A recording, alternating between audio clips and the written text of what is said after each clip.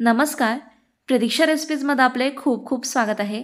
आज आपण अस्सल मराठमोळी ढाबा किंवा रेस्टॉरंट स्टाईल चमचमीत अशी व्हेज मराठा रेसिपी बघणार आहोत.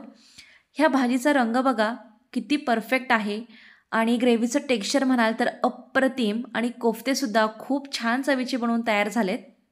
जर तुम्हाला परफेक्ट व्हेज मराठा बनवायचं असेल तर व्हिडिओ कुठेही स्किप न करता शेवटपर्यंत बघत राहा आणि चॅनलला नक्की सबस्क्राईब करा. शेजारील बेल आयकॉनवर हिट करा म्हणजे माझ्या प्रत्येक येणाऱ्या नवीन व्हिडिओचे अपडेट्स मिळत राहतील. तर या भाजीचे कोफ्ते बनवण्याकरता 4 प्रकारच्या भाज्या मी इथे स्वच्छ धुवून किसून घेतल्या आहेत. त्यामध्ये फ्लॉवर घेतलेला आहे, कोबी घेतलेला आहे, बटाटा घेतलेला आहे आणि गाजर घेतलेला आहे. सर्व भाज्या समप्रमाणात आहे. इथे बटाटा किसलेला मी स्वच्छ धुतला होता तरीसुद्धा तो जरा वेळानंतर काळा पडला आहे. हरकत नाही. आता ग्रेव्हीसाठी लागणारं साहित्य बघूया. कांदे लागतील 2 मध्यम आकाराचे उभे चिरलेले. त्यानंतर टोमॅटो आहे 2 छोटे त्याचेही जाडसर फोडी करून घेतल्यात कारण आपल्याला याचं सगळं वाटण तयार करायचं आहे. खड्या मसाल्यांमध्ये 2 तमालपत्र आहेत. त्यानंतर सुक्या काश्मीरी लाल मिरच्या आहेत. याऐवजी साध्या सुक्या मिरच्या घेतल्या तरीसुद्धा चालेल. 3 वेलची, 2 लवंगा, 1 इंच दालचिनीचा तुकडा आणि मोठी काळी वेलची घेतलेला आहे. 1 टेबलस्पून सफेद तीळ आहे. त्याच प्रमाणात धणे घेतले. अर्धा चमचा कसुरी मेथी आहे. आलं लसूण घेतलं आहे. 2 हिरव्या मिरच्या बारीक चिरून, 4 कढीपत्त्याचे पाने आणि साधारण 14-15 काजू आहे आणि साधारण 3 ते 4 चमचे सुकं खोबरं मी किसून घेतलं आहे. आता सर्वात अगोदरनं आपण इथे कोफ्ते तयार करून घेऊयात. त्याकरता बारीक किसलेल्या सर्व भाज्या एका भांड्यामध्ये टाकून घेतल्या आहे. यामध्ये थोडीशी बारीक चिरलेली कोथिंबीर घालायची आहे. चवीपुरतं मीठ घालायचं, थोडंसं हळद आणि लाल तिखट घालायचं. फारसे यामध्ये आपल्याला मसाले घालायचे नाही आहे कारण ग्रेव्ही जी आहे ती मसालेदार होणार आहे. त्यामुळे सिंपलच हे कोफ्ते आपल्याला ठेवायचे. आता यामध्ये ना बाइंडिंग करता आपल्याला बेसन पिठाचा वापर करायचा आहे. यामध्ये साधारण अर्धा कप बेसन पीठ घातले. 4 चमचे कॉर्नफ्लोअर आहे. यामुळे छान कुरकुरीत होतात आणि बाइंडिंगसुद्धा मस्त येते. पण हरकत नाही, कॉर्नफ्लोअरऐवजी तुम्ही नुसतंच यामध्ये बेसन पिठाचा वापर केला तरीसुद्धा चालेल. मिश्रण तयार करण्यासाठी यामध्ये बिलकुल पाणी वापरलेलं नाही आहे. भाज्यांना छान पाणी सुटलं होतं त्यामध्येच हे मिश्रण मी तयार करून घेतलं आहे. हे मिश्रण मला थोडंसं पातळसर वाटत होतं त्यामुळे आणखी यामध्ये मी बेसन पीठ घालून घेतलं. तर संपूर्ण इथे मी 1 ते सव्वा वाटी बेसन पिठाचा वापर केला आहे. एकदा एक कोफ्ता करून बघते की होतोय की नाही. तर बघा छान जमतोय आणि शक्यतो हे कोफ्ते बनवताना हाताला मिश्रण जे आहे ते चिकटू शकतं. त्यामुळे तेलाचा किंवा हाताला पाण्याचा वापर करायचा जेणेकरून कोफ्ते छान बनवता येतील. आता इथे हे कोफ्ते बनवून तयार झालेत. एकीकडे लगेच तळायला घेऊया. थोडंसं मिश्रण मी तेलामध्ये टाकून बघितलं. मिश्रण व्यवस्थित तापलेलं आहे.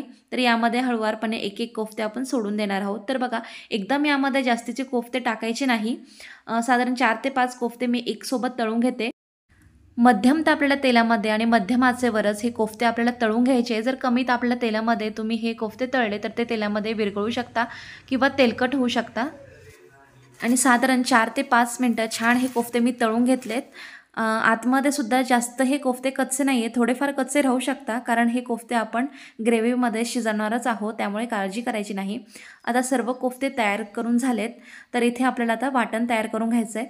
पॅनमध्ये 2 मोठे चमचे तेल गरम केलं. यामध्ये खडे मसाले टाकलेत. खडे मसाले तेलावर चांगले फुलू द्यायचे म्हणजे याचा फ्लेवर छान उतरतो. त्यानंतर यामध्ये उभा चिरलेला कांदा चांगला आपल्याला परतून घ्यायचा आहे. थोडंसं मीठ घालायचं म्हणजे कांदा पटकन परतला जातो. थोड्या वेळानंतर बघू शकाल कांदा छान गुलाबी लालसर झाला आहे.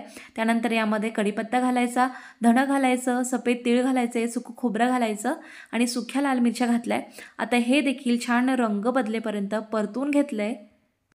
त्यानंतर यामध्ये आलं आणि लसूण घातलं आहे, काजू घातले आहेत आणि टोमॅटो आपल्याला टाकायचा आहे. टोमॅटो चवीला आंबट असता ग्रेव्हीची टेस्ट बॅलन्स करण्यासाठी यामध्ये 1 टीस्पून मी साखर घातलेली आहे. चांगलं मिक्स करून घ्यायचं. छान टोमॅटो परतून झाला 1-2 मिनटाकरता. त्यानंतर यामध्ये 1 कप पाणी घालायचं आणि पाणी टाकल्यानंतर पुन्हा एकदा चांगलं मिक्स करायचं. झाकण ठेवून टोमॅटो चांगला शिजेपर्यंत आपण हे मिश्रण वाफवून घेणार आहोत. साधारण इथे 3 ते 4 मिनटं झालेली आहे. टोमॅटो प्रेस करून बघते तर बघा खूप छान हा टोमॅटो शिजलेला आहे, मॅश होतोय. तर आता हे सर्व मिश्रण जे आहे ना ते पॅनमध्ये मी व्यवस्थित थंड करून घेणार आहे आणि थंड झाल्यानंतर एका मिक्सरच्या भांड्यामध्ये काढून घ्यायचं आहे. दोन्हीही तेजपान मी काढून घेतलेले आहेत. हे आपल्याला वाटून घ्यायचं नाही आहे, याचा फ्लेवर आता ह्या मसाल्यांमध्ये उतरलेला आहे. तर बाजूला काढून घेतलं.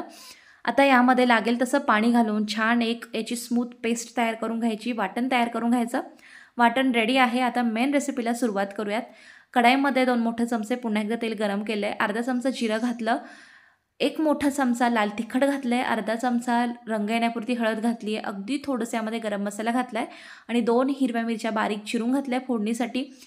अगदी कमी आचेवर हे मसाले आपल्याला परतून घ्यायचे, नाही तर ते जळू शकतात.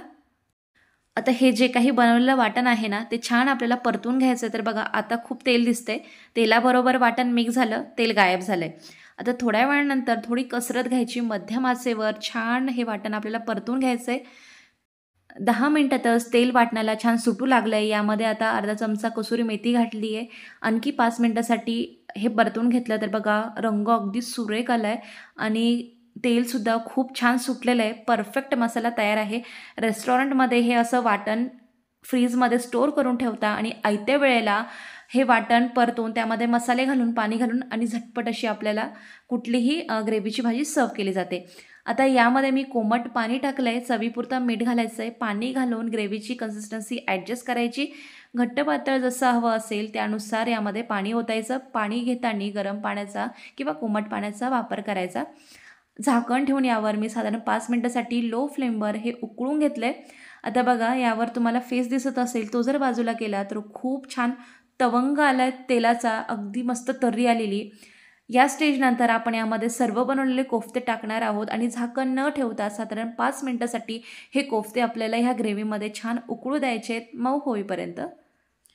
तयार आहे इथे गरमागरम ढाबा किंवा रेस्टॉरंट स्टाईल व्हेज मराठा. नानसोबत, रोटीसोबत किंवा साध्या चपातीसोबतसुद्धा अप्रतिम लागतो. राईससोबतसुद्धा खायला घेऊ शकता. रेसिपी करून बघा, कशी झाली हे कमेंटद्वारे कळवायला विसरू नका. पुन्हा भेटूया अशीच एका छानशा रेसिपीसोबत. व्हिडिओ बघितल्याबद्दल धन्यवाद.